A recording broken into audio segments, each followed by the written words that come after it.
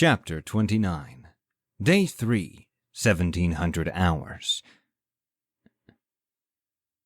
"How much money do you have?" Cameron shouted down at Maria. She looked up at him with fear and confusion in her eyes. "What?" she yelled back. "What do you mean?" "Just tell me," Cameron yelled. He watched as the dinosaurs and Andreas drew closer and charged a fireball and his ethereal cannon. He deployed his ethereal armor, raising his total armor rating to 1,391, and Bernard ran up beside him. "About 1.5 million, Maria finally answered. "Buy one of these suits," Cameron ordered as he opened his fame tab. With shaky hands, he glanced at his balance.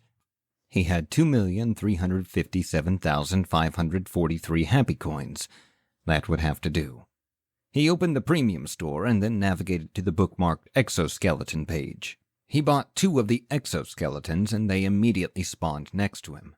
"Gino! Floof!" Cameron shouted. "Mount up!"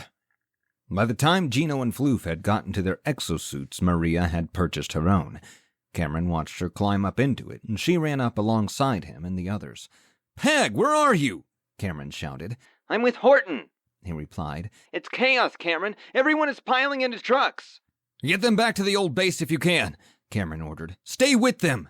"Okay," Peg replied. He fell silent, and Cameron looked at those around him. Floof had cast his ethereal armor and shield and held his suit's stock ethereal sword in his hand. Gino had a large ethereal axe and, from what Cameron could tell, a scowl behind his giant beard. Maria had her minigun spinning, but also held large exosuit-sized pistols in both her hands. "Good luck, guys," Cameron said. "Let's go!" At that, he ran forward, hurling his fireball toward a group of the smaller dinos. The fire blasted the dinosaurs back, but didn't seem to faze them. "What are we dealing with, Grizzly?" Cameron shouted. "You got yourself one T-Rex, level 12, 5,300 HP. Grizzly replied. A dozen Pteranodons, level vary between 10 and 13, average of about 1,000 HP each. Finally, the little ones are Australovenators, about 7 of them. Again, levels between 10 and 13, 2,000 HP each. Looks like they crept down from a danger zone not a mile north of you." "Fuck," Cameron growled. "That's a lot of work. Thank you, Grizzly." The Pteranodons were above them but kept moving on, uninterested in their large frames. Cameron realized they must have been pursuing the Slayers, who could have made much easier meals. "Peg!" Cameron shouted. "Be careful, you have flying dinosaurs incoming!" Cameron threw a fireball at the flock and hit one. It squawked and glared down at Cameron, but kept flying toward the Slayers. "Oh, man," Peg whined. "that's bad."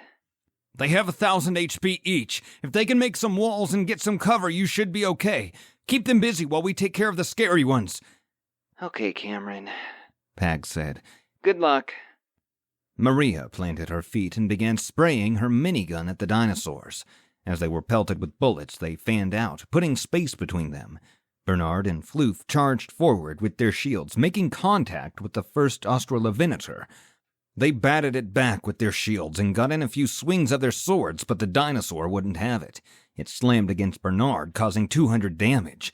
Gino charged past the 2 builders, swinging his ethereal axe and knocking the dino back. By then, however, more had descended upon them.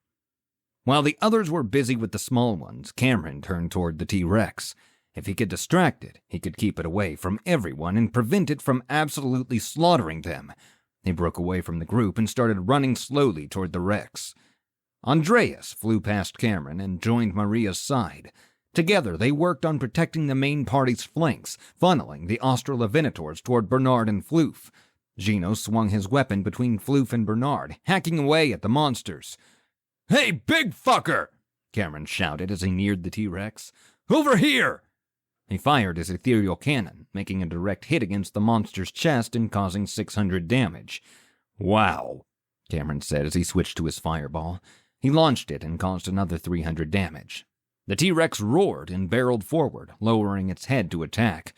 "Oh, shit," Cameron declared as the monster slammed its forehead against him. Cameron's feet left the ground and he flew backward, crashing into the grass. The Rex had caused him 500 damage, dropping his armor down to 891. Cameron quickly got to his feet. He couldn't afford any more attacks like that. The T-Rex stood and stared at him, and then let out another thunderous roar. We got one!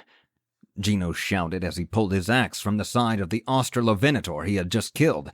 There was no time for celebration, as another leaped onto Gino's back and began biting and scratching at his exosuit. Help! Gino screamed as he deflected blows from the others with his axe. Maria charged forward, firing both her pistols. All her shots hit the Australorvenator, knocking it off of Gino's back and onto the ground. Gino spun around and hacked at it with his axe as Maria kept the others at bay with her guns. Put some more pressure on them, Maria shouted to the builders. Floof and Bernard charged forward, slamming their shields against the nearest monster and occasionally thrusting at them with their swords. Andreas lingered in the back, firing his minigun indiscriminately and doing small bits of damage to them all. Cameron launched another fireball, doing 300 more damage. His ethereal cannon was nearly charged, and he had successfully evaded a charge from the monster. Another fireball was ready, and he threw it at the Rex, dealing 300 damage. Based on his calculations, he had done nearly 2,000 damage so far. He was nearly halfway there. The beast roared and charged forward. Cameron waited until he was only 10 feet from him and dove out of the way. The Rex ran right past him, and Cameron whooped and flipped at the bird as he launched another fireball. He hit it, did 300 more damage, and then saw that his ethereal cannon was charged. With a smug smile, he raised his weapon to fire, but suddenly the monster's tail slammed against his chest, dealing another 500 points of damage. Cameron discharged his weapon and flew backward. His armor was down to 391, and he realized that one more hit like that would knock him. He growled angrily, for he had wasted his ethereal cannon, and then cursed when he saw that the Rex was only 15 feet or so from him and ready to charge. Cameron, in a panic, launched another fireball, doing 300 more damage, but it wasn't enough. The monster began to charge, and Cameron knew that this was a struggle for life or death. He started to dive out of the way, but stopped when he heard a mighty battle cry and saw another exosuit wielding a large hammer and ethereal cannon launch itself toward the Rex. Get stuffed, you toothy fuckstick! A familiar voice cried out as it slammed its shield into the monster's face. The surprised Rex reeled back and roared just as the head of the hammer slammed against its lower jaw. Bloody oath! Stephen turned toward Cameron and grinned. Are you gonna lie there like a dickhead? Are you gonna help me, mate? Cameron couldn't believe what he was seeing, but he pushed himself off the ground and threw a fireball at the monster. Now that he had some distance between himself and the Rex, he could really push out some damage. Is that all you got? Gino screamed as he hacked his axe in and out of a downed Australorvenator. I hope you hated your head! He brought the axe down one more time, separating the dinosaur's head from its neck. With a loud, satisfied gasp, Gino spun around and began fighting off another. They're down to 4! Maria shouted at the others. Everyone move in! Let's end this! She fired her pistols rapidly at the nearest one, and Floof charged past her, battering it with his shield. The beast hissed and smacked Floof with its tail, dealing a fair amount of damage, but it was nothing compared to the serious armor Floof had. He hit it with his sword, and Bernard joined him. As the monster incurred enough damage, it turned and tried to flee, but Andreas rocketed forward and lit it up with his minigun, decimating the monster's remaining HP and sending it into a smoking and bloody pile on the ground. The T-Rex was wounded. Between the efforts of Cameron and Stephen, it had only 1,000 HP left. Cameron's ethereal cannon was ready, and he didn't hesitate to blast the gigantic monster. A direct hit knocked the Rex onto the ground. It whined and hissed, but it was too weak to continue fighting. Stephen loomed over it with his hammer and grinned a smug grin. Night-night, mate, he said as he slammed the weapon into the beast's head. The T-Rex's body clenched for a moment and then went limp. They had done it. They had killed a Tyrannosaurus Rex. Tyrannosaurus Rex killed. Level 12. Plus 24,000 experience divided by 2, plus 1,200 experience. Gino ripped his axe from the final Australorvenator and threw his head back as he howled happily into the sky. He clapped his large hands together and whooped, and the others joined him. They had just killed a pack of dinosaurs. Who would have ever imagined that they would have even seen a dinosaur, let alone kill them? "You son of a bitch!" Cameron shouted as he furiously stepped towards Stephen. Who told you that you were anything remotely close to free? Fair suck of the salve, mate. Stephen snapped back. He kicked the dead T-Rex with his exosuit's foot and snorted. The way I see it, you were nearly dead. You needed help, and who better to help you than one of your loyal party members, eh? We had it under control, Cameron argued. I was doing fine. You're not built to be a close-range fighter like that, Cameron. Stephen laughed. You needed my help. It's okay to accept help sometimes. Cameron groaned. Stephen was right. Where'd you get that exosuit anyway? Where did you get them? Stephen asked. From the premium store. I have a lot of money. So, what do you plan on doing now? Cameron asked. Are you going to run? I don't think so.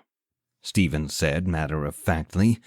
You beat me in a fight. You took over my party. Should I be mad? Probably. Am I? Maybe. Well, I've been thinking, and here's the brass tacks of it, mate.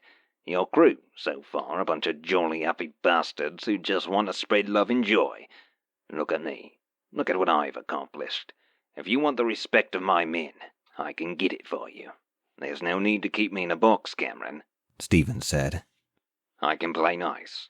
I can help you make the difficult choices that need to be made in society. Like I said, you beat me fair and square, mate. At this point in the game, I don't want to start over.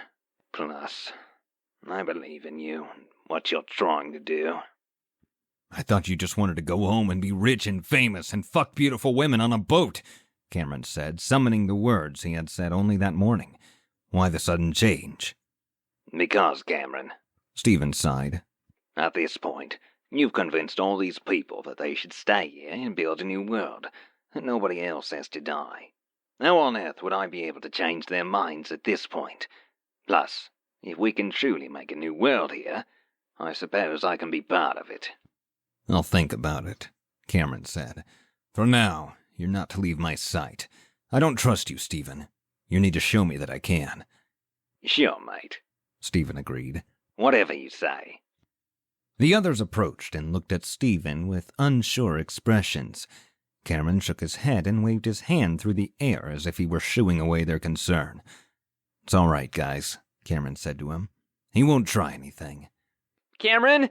Pag's voice suddenly rang through his head. Where are you? We need help. On our way, Pag, Cameron replied. Come on, everyone. Let's get back to the old Slayer base. Everyone needs our help.